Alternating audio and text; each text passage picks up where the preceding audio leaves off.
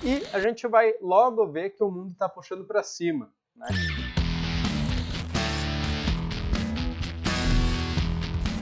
Olá, bem-vindos ao nosso vídeo de fechamento da semana. Essa semana comigo, já que o Monberger resolveu tirar férias, mas para não deixá-lo sem o nosso vídeo, estou aqui, né, para dar uma luz ao que está acontecendo no mercado. Vamos analisar juntos aqui alguns gráficos, entre eles Bovespa, bolsas internacionais, dólar, juros futuros e também criptomoedas, né? Vamos dar uma olhadinha nesses 5 índices aí, vermos como estão se comportando, perspectivas para frente, né? Afinal, nosso dinheiro depende do que vai acontecer aí, próximos passos, e temos que nos adequar a eles se a gente quer ganhar dinheiro, tá certo? Então vamos dar uma olhadinha aqui no nosso Profit Chart, nosso gráfico do Ibovespa, iniciando por aqui. A gente vê um canal de alta já operando desde janeiro. Esse canal foi testado algumas vezes aqui em seu suporte. E olhem só como está neste momento, testando exatamente o suporte de novo.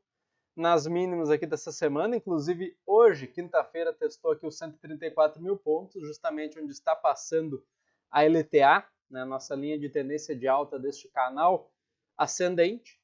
E temos aqui um dia D, né? A gente teve, por enquanto, uma formação ainda de nova mínima, sem nova máxima.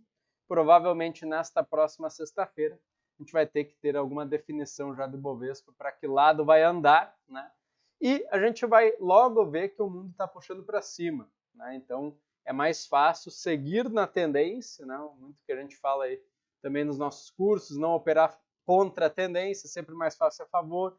O mercado tende a permanecer dentro de uma tendência já instalada.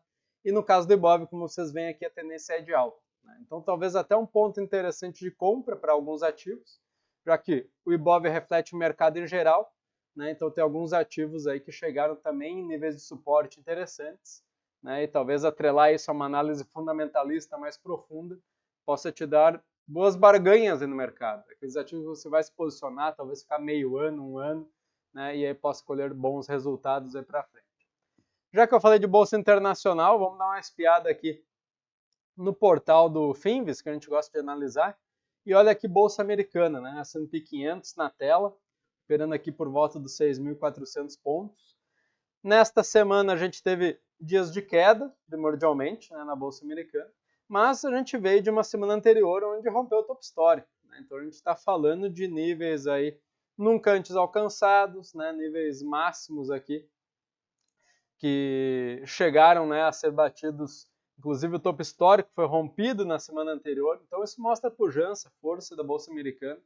Isso aparentemente aqui para nós é mero movimento baixista aqui dentro de uma tendência de alta de mais longo prazo, né, que a gente consegue claramente identificar aí no gráfico. Então, aproveitar o momento também para compras. A gente tem aí muitos ativos também na bolsa internacional, chegando em alguns pontos de curto prazo interessantes para isso. Quando a gente dá uma espiadinha em bolsa na Europa, estão em níveis de topo, né? Então é uma faixa, inclusive, que tem sido difícil de ultrapassar. Vocês identificam aqui os 5.500 pontos, né?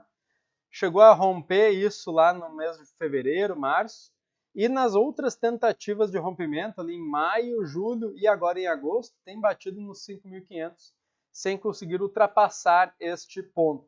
A gente acredita também que a ultrapassagem disso pode quebrar uma barreira super importante para levar a Europa também para cima, o que também ajudaria aí o mundo todo, né, a ficar mais leve, mais positivo. Estados Unidos também tende a retomar. Isso também ajuda a nossa bolsa aqui. Claro que a gente depende particularmente sempre de alguns movimentos políticos que seguem acontecendo, né? Essa semana foi mais uma semana onde saiu muito na mídia, né, sobre decisões e tal. Não vamos entrar muito nesse mérito aqui com vocês, mas você sabe que o Brasil depende muito desse lado político também. E o índice VIX, que eu quero mostrar para vocês, que é o nosso índice do medo, né? A gente sempre gosta de passar por ele. Hoje está operando aqui na faixa dos 18 pontos. E isso é um patamar bem tranquilo, tá? Então, quando a gente fala aqui entre 15 e 20, é um patamar baixo e tranquilo, tá? Então, permanecendo dentro dele significa que o mercado mundial não está com medo, pelo contrário, está bem tranquilo. E isso é algo que leva os mercados acionários e até criptomoedas, né, para um cenário mais positivo, já que não se tem medo, então pessoal arrisca mais, certo? E o risco está atrelado ao mercado acionário e ao mercado de criptomoedas. Já que a gente falou de criptos, vamos colocar aqui Bitcoin dolarizado para a gente dar uma espiadinha. Vamos ver aqui criptomoedas. Bitcoin é a que manda, né? Quando a gente fala que Estados Unidos manda nas ações do mundo todo, Bitcoin é que manda nas criptos. E o Bitcoin essa semana uma queda um pouquinho mais forte, né? Também parecido com o mercado acionário dos Estados Unidos. Vocês veem que rompeu o topo anterior e teve uma queda mais forte essa semana. Então está meio que espelhado, né? Então a gente vê esse movimento acontecendo e particularmente vejo aqui nos 111 mil dólares uma região de suporte importante para o Bitcoin. Tá? Então seria fundamental parar de cair já por aí, né, onde está agora, e já termos alguma retomada de um movimento positivo aí para frente, possivelmente inclusive com o rompimento desse topo anterior aqui nos 124 mil dólares. Tá bom? Então a gente está achando que isso deve acontecer, expectativas para o Bitcoin estão positivas, né? Não está sobrecomprado ainda, a gente inclusive tem nas mentorias das sextas-feiras um indicador que a gente mostra, né, se o Bitcoin pode estar já sobrecomprado e aí a gente evita comprar. Ele ainda não chegou lá, né? Então, inclusive com essa última derrapada aqui do 124 ao 112, né, uma queda de 12 mil dólares, isso aí dá quase 10%, né? Então é uma queda forte e já traz esse índice de sobrecomprado, sobrevendido para um cenário ainda mais tranquilo dentro do curto prazo.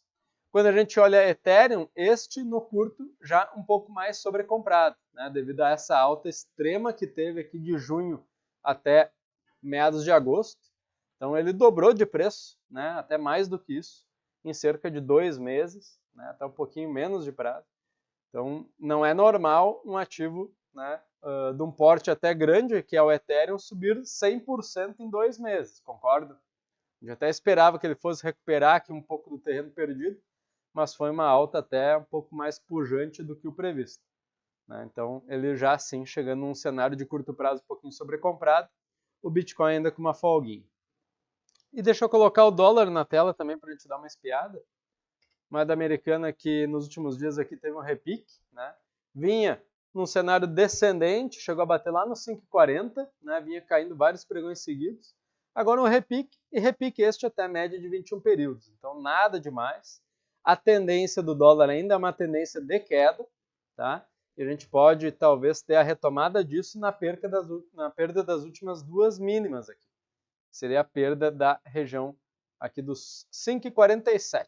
Tá? Então, perdendo isso, talvez uma retomada da baixa até os 5,40 de volta, ou até mais baixo do que isso. Já tem duas linhas preparadas aqui no gráfico, que mostram outros dois suportes, né? Um em 5,37 e outro em 5,29. Né? Então, estamos falando num cenário ainda mais positivo para a moeda brasileira, né?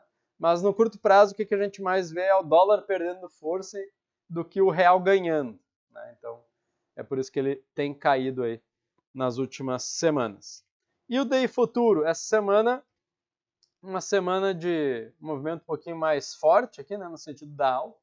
A gente já vê alguns títulos do Tesouro pré-fixados voltando a pagar acima de 14, títulos de IPCA longo pagando acima de IPCA mais 7 de novo, né? Daquele IPCA mais de 2065, né? Renda mais, pagando hoje IPCA mais 7,19.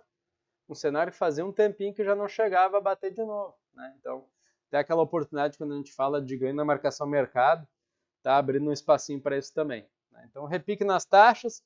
A gente tinha CDB hoje chegando de novo na faixa dos 15 pré para casa de 2 anos. Tem algo, inclusive, acima disso, né? Então, se você quer fazer uma renda fixa ainda com taxas, a gente fala, né, muito, muito agressivas, muito boas, porque o CDI já está abrindo espaço para cair. Taxa Selic já tem alguns analistas falando em dezembro já cair dos 15, né? Ao menos 0,25 pontos aí. Né, o mercado já está trabalhando com essa hipótese que antes não existia. Né? Então, quando a gente fala em CDB pré, bancos já não estão pagando 15, porque já estão vendo que isso aí vai cair. Né? Então, já estão falando aí em 13, 14, mas a gente ainda tem oportunidades até acima de 15 em alguns casos, né? Para quem aceita prender o dinheiro aí por uns anos a mais, 2, 3, 4 anos. Falem com nossos assessores aqui, a gente tem oportunidade para vocês muito, muito bacanas aí para a carteira, né?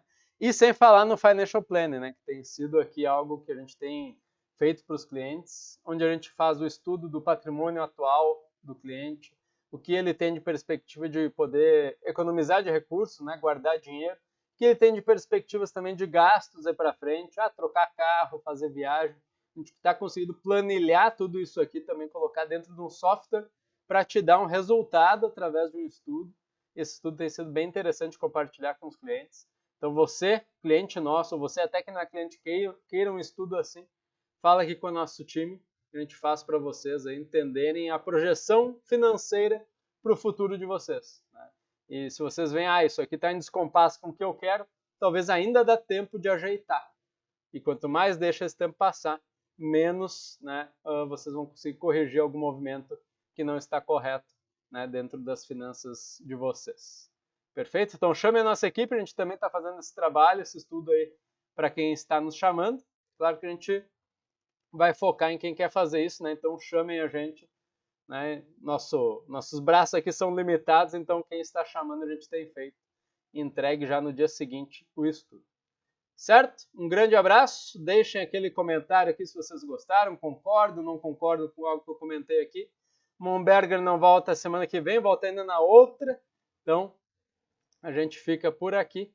E na mentoria amanhã também com os nossos clientes ao vivo, às 15 horas, como de costume, toda sexta-feira, trazendo operações, o que a gente está vendo sobre o mercado e muito mais. Valeu, até breve, um grande abraço.